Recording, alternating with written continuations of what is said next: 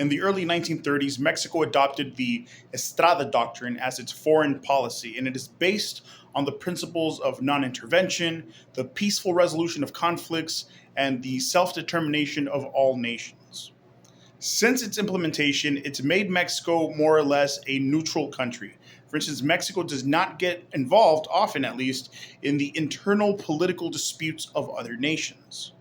Despite adopting this position of relative neutrality since the early 1930s, Mexico has broken its neutrality in the past, actually in the same decade that it adopted the Estrada Doctrine.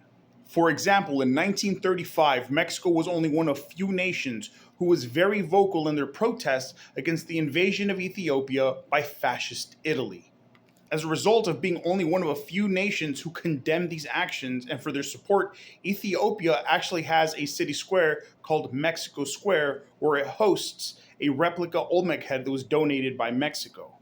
Later in 1938, Mexico was the only nation that loudly protested the annexation of Austria by the Third Reich and went on even to accept refugees from Austria fleeing persecution by Germany. Ultimately, Mexico declared war on the Axis powers, sending Squadron 201 to fight in the Philippines against the Japanese. But another example of Mexico breaking its neutrality in the 1930s was during the Spanish Civil War, where the Mexican government sent financial aid and weapons to the Republican forces fighting against the fascist forces of Franco. Some Mexican volunteers even flew to Spain to fight against Franco's forces. And ultimately, when Franco won and Spain became fascist, Mexico cut diplomatic ties with the country. So why am I bringing this up? On October 8th, after the October 7th attacks by Hamas, Mexico issued a statement. In this statement, it reaffirmed Israel's right to self-defense while condemning Hamas's actions. But it also condemned the attack on civilians by either side. In that same statement, Mexico also made a strong appeal for allowing the unimpeded delivery of humanitarian aid to the region. These sentiments were then reiterated on November 1st by Mexican diplomat Alicia Buenrostro at the United Nations. However, her statement went a little bit further than simply calling for a cessation of hostilities, while also reaffirming Mexico's support for a two-state solution. Her statement also went on to demand that the occupying power, Israel, cease its occupation and all other actions affecting the territorial integrity of the State of Palestine. Going on to reaffirm statements made by Mexico's foreign secretary that we must recognize the right of the people of Israel, but not at the expense of the Palestinian people.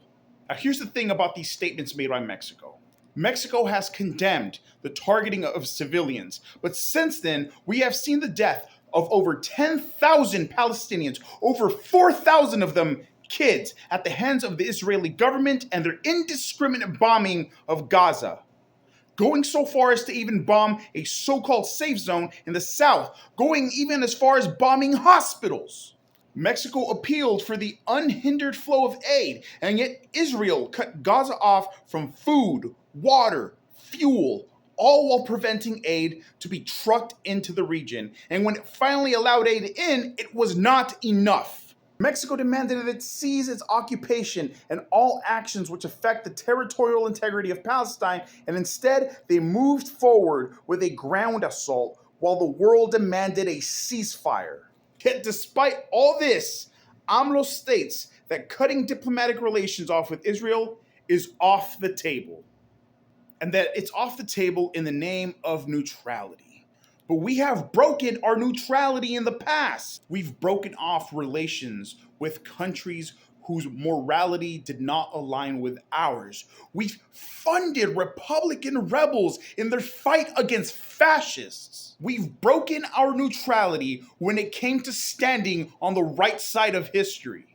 We cannot now stand by and be neutral in the face of a genocide. We must follow the examples of our brothers in Latin America, specifically Bolivia, and cut ties with Israel until they cease their genocide against the Palestinian people in Gaza. To choose to be neutral is to choose to allow this genocide to continue. Mexico has to choose to be on the right side of history.